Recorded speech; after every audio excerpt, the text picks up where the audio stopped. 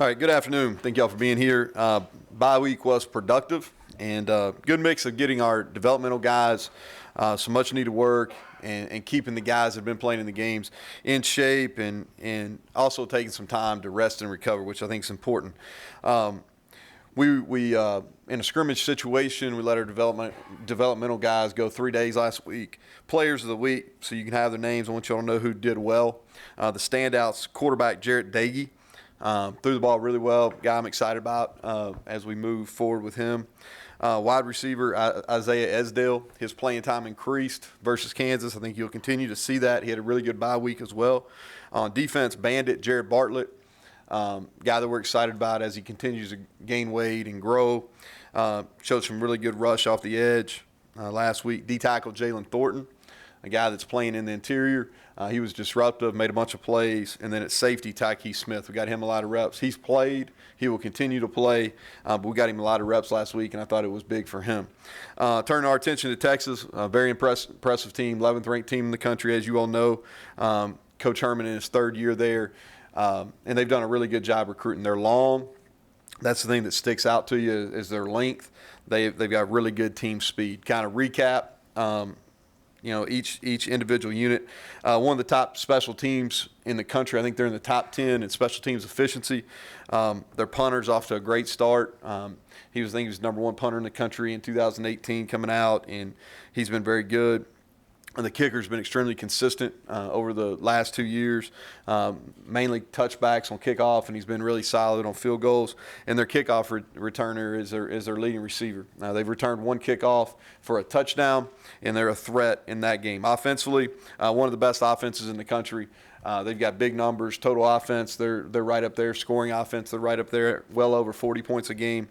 Starts with Ellinger, the quarterback. He's a Heisman Trophy. I talked about him yesterday on the conference call. I think he's special. He's a tough kid. I think he's improved his passing ability. He's been extremely accurate this far. He's a tough tackle. They use him. He's a dual threat guy. They use him in the run game as well. And he's really tough to get down. And I think his personality is what that team has really taken. He's a tough guy. He's a winner. Obviously, you can tell by watching him. He loves everything that Texas represents. They're extremely talented at wide receiver. Duvernay, I'll butcher that name, but number 6, he's a player. All right, he got 39 receptions through 4 games. I mean, that's difficult to do. I think he's right at the top in the country at that. Colin Johnson, it sounds like he may be back this week. He's a big play threat. He's been solid over his previous 2 years there. Well over 6'5". Has an opportunity to on goes and posts, deep balls. He's won a lot of one-on-ones, and he's a really good player. And I think their offensive line is playing at a high level. Herb Hand does a nice job with the offensive line, and I think those guys are playing at a high level.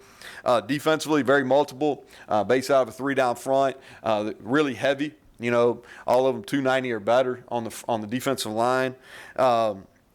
Really, secondary-wise, give you a ton of different looks. Try to confuse the quarterback. They play a lot of different guys. I know they've had some injuries there, but they've got a lot of depth. And I can't tell a whole lot of difference between when they put their ones or the difference between their ones and their twos. I think they're really talented. A lot of team speed, especially a linebacker and in the secondary. And they play a bunch of guys. They stay fresh. They've played some really good offensive football teams, LSU and Oklahoma State, and I think they've done a really nice job. So wrapping up, I think it's a big game. Obviously, it's a 3:30 nationally televised game. It's going to be a great atmosphere. Stripe the stadium. I'm looking forward to see that. We're going to need our crowd.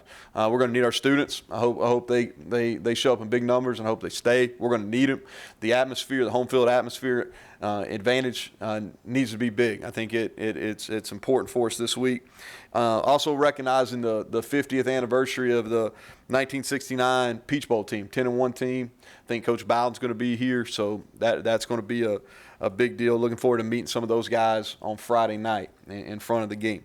So with that, I'll open it up for questions. Neal, offensive